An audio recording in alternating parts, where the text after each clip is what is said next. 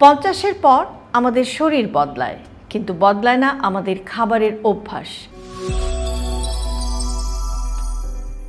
যে খাবারগুলো 30 বা 40 বছর বয়সে কোনো সমস্যা করতো না, সেই একই খাবার 50-এর পর রক্তে চিনি বা গ্লুকোজ বাড়িয়ে দেয়, হাঁটু ব্যথা বাড়ায়, হৃদযন্ত্রে চাপ ফেলে এবং অতিরিক্ত ক্লান্তিরও কারণ হয়ে দাঁড়ায়।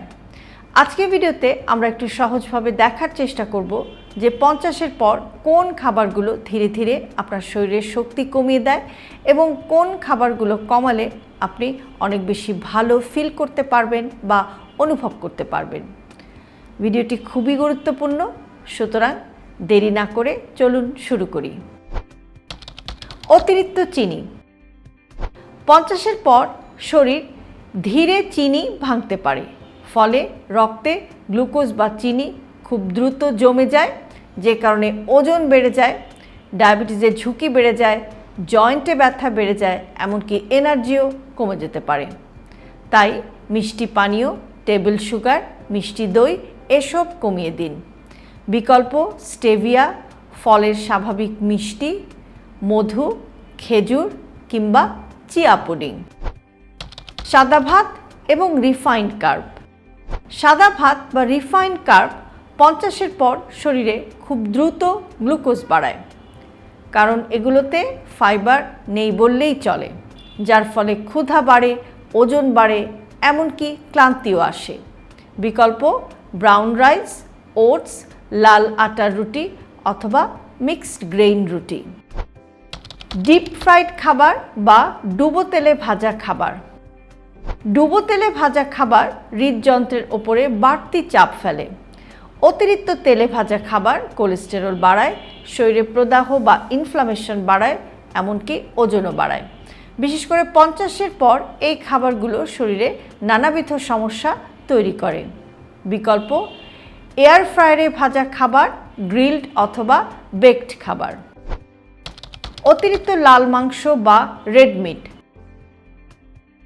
50-এর পর লাল মাংস ধীর গতিতে হজম হয়, কাজে রেড মিট বা লাল মাংস বেশি খেলে গ্যাস হয়, অ্যাসিডিটি হয়, ইউরিক অ্যাসিড বাড়ে, এমনকি কিডনির ওপরও বাড়তি চাপ পড়ে।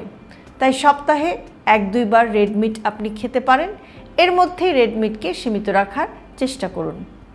রেড মিট বা লাল মাংসের বিকল্প কি হতে পারে? মাছ, মুরগি অথবা ডিম। বেশি লবণ।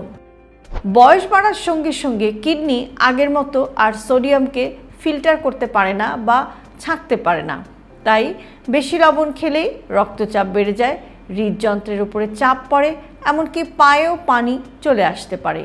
Table salt, packet snacks, junk food এসব কমিয়ে দিন। বিকল্প লেবু, হার্বস, কালো গোলমরিচের গুঁড়া ইত্যাদি। প্রসেসড খাবার। প্রসেসড খাবারে থাকে অতিরিক্ত প্রিজারভেটিভস, রং এবং ফ্লেভার। 50-এর পর এগুলো শরীরে চাপ তৈরি করে, হজমের সমস্যা করে, এমনকি এনার্জিও কমিয়ে দেয়। তাই noodles, sausage, can food, packet snacks এগুলো যতটা সম্ভব কমানো যায় কমিয়ে দিন। বিকল্প বাসায় রান্না করা সহজ হালকা খাবার। অতিরিক্ত ক্যাফেইন। 50-এর পর শরীর ক্যাফেইন কম সহ্য করতে পারে। চা বা কফি বেশি খেলে ঘুম কমে যায়, হার্টবিট বেড়ে যায়, অস্থিরতা বেড়ে যায়, রিকভারিও কমে যায়। তাই দিনে 1-2 কাপ চা অথবা কফি যথেষ্ট। বিকল্প হার্বাল টি, ডিক্যাফ কফি ইত্যাদি।